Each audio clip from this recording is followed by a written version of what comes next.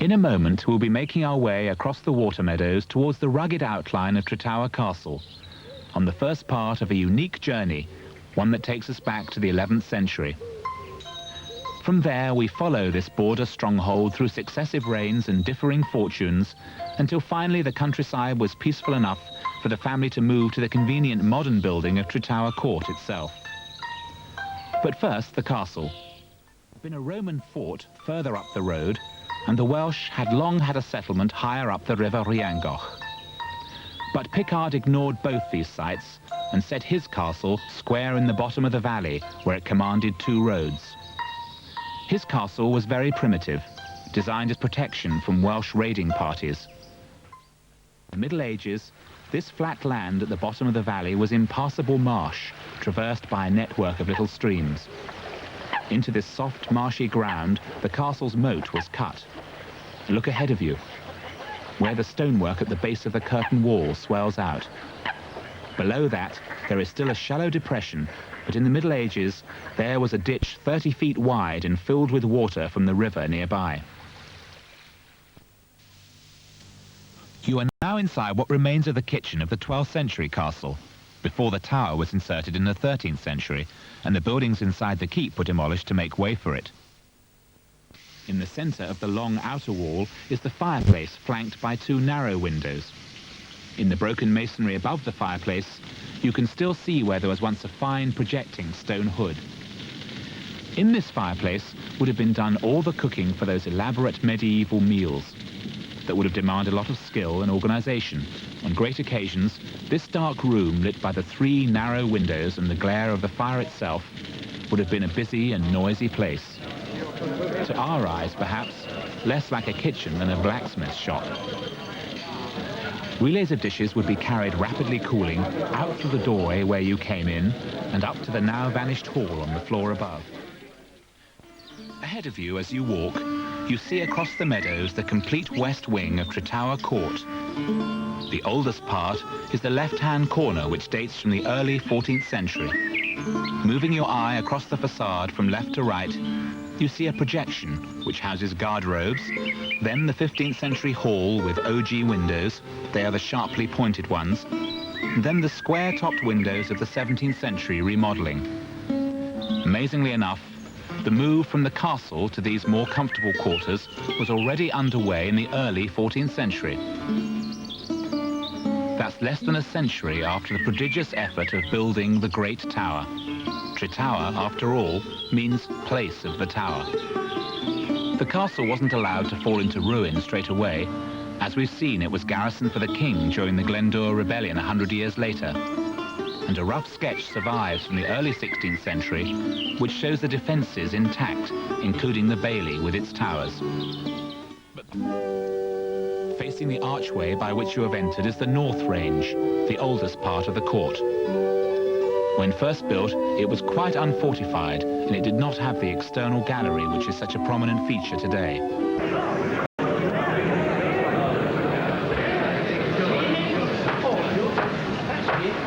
Oh yea, oh yea! All you who have business before the court of the manor of Tretower, draw nigh. Yes, the court of Tretower Court is not the yard you have just crossed. It refers to the place where the legal business of the lordship of the manor was conducted. This is where the courtroom itself was. Remember, there's more detective work to be done by the wooden post that stands in the middle of the floor, reaching to the ceiling. Beside the fireplace, there is a little recess in the wall that would have been used for holding a rushlight. One day, the floor collapsed and one of the horses fell into the cellar below. To get the animal out, part of the front wall had to be taken out. To the right of the traceried window, you will see a short slanting corridor.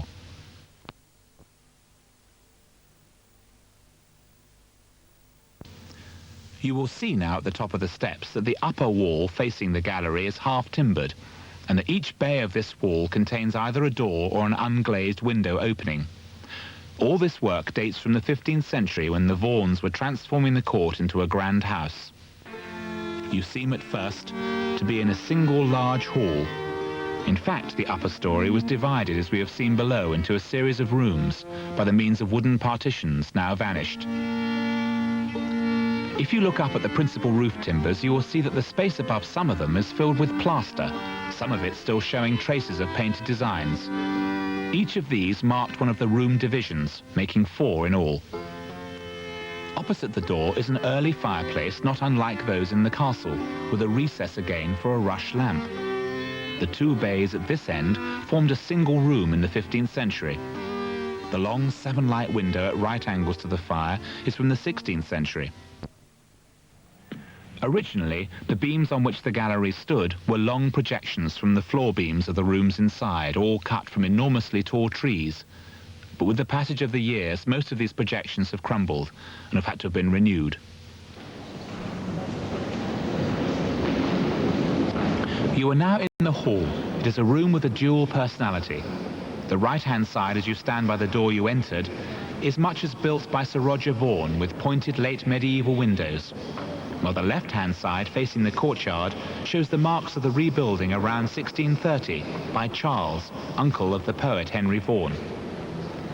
He was an important man locally, being High Sheriff in the 1620s. As originally built in the 15th century, the hall would have had a dais at the opposite end from the screens, and the dining table would have been there. The hall would have been the centre of manorial life, the scene of political dinner parties, Christmas wassails, feasts of all kinds, and a place where wandering minstrels would have sung and told the news of the day.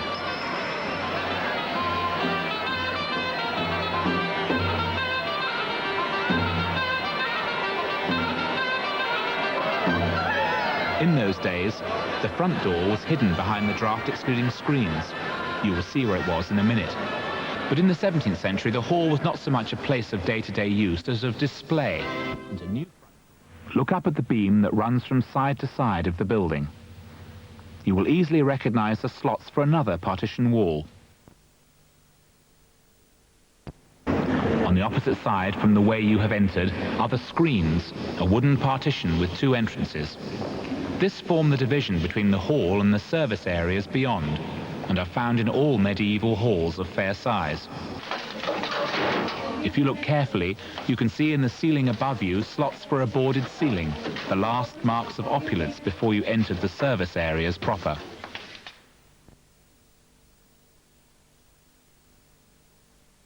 Turn right and go down the passage that was once an open battlemented wall walk in the 15th century and roofed over to make a corridor in the 17th. Just after turning the corner at the end of the passage, notice the fine arrow loops on the right in the wall. This room was probably the self-contained quarters for the porter, who could have done his own cooking here and would have had a bedchamber in the floor above. The 2 holes in the windowsill over the gate were probably for dousing any fires that might have been set against the gates. In this vaulted space, there are a couple of features to notice. The lamp recess in the wall, which is still black from the smoke that once filled it, and the 2 low stone seats that face each other across the cobbles. You can see the imposing facade given the house by Sir Charles Vaughan in the 17th century, which was made even grander by the apparent endless rooms in what was only once a corridor to the left. It was a way of keeping up appearances, and with the Joneses. Let the music accompany you as you take a last look around the courtyard, whose walls speak of some 600 years of change from Picards of the Norman period to the Vaughans of the 16th and 17th century. The recess was once a staircase. Now it houses a gravestone of the 1680s that was brought here from Cumvee parish church nearby and commemorates the last 3 generations of the direct line of the Vaughans of Tretower.